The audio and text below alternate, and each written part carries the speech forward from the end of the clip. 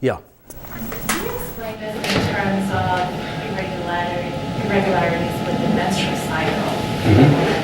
Whether it's bleeding going on, or too much bleeding, or not bleeding for many months? Yeah. Well, here's another thing that we have to look at, and that is that this medicine was used at a time when people were very connected to the earth.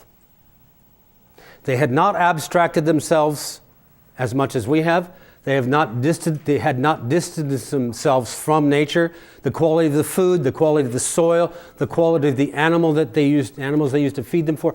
Life was very different then.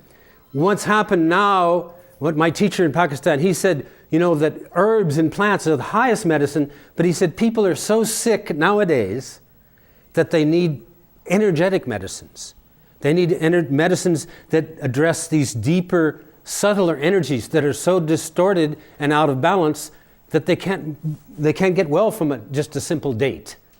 So one of the things that's happened is the hormonal balance is very seriously, hormonal, that level, nervous system, hormonal, all of that is out of balance. And so and then lifestyles that surround that, and then inherited predispositions that are passed on through generations build up a difficulty, so much of it coming from unnatural disconnection from the natural way we're meant to live, so much of it coming from that, but finally embedding itself so we're at the mercy of a whole lot of things.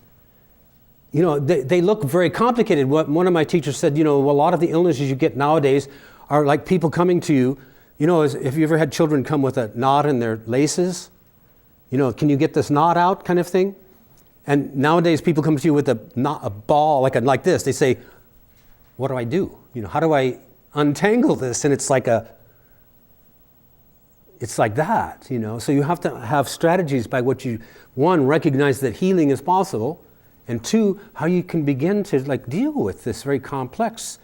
That's so many factors that played into it. Inherited predispositions, the trauma of one's birth, the trauma of one's childhood, the rearing, the trauma of the social pressures, the trauma and the thing of the environmental toxins that are around, the lifestyle that the person is forced to live in, et cetera, et cetera, et cetera. So many factors come into it.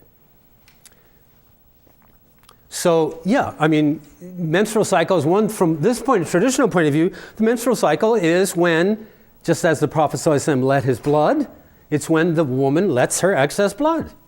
The blood that would go into making up a child when she's not without child, but to let that element, the hot and wet, the spring, that aspect that would create a child, that's why she lets the excess.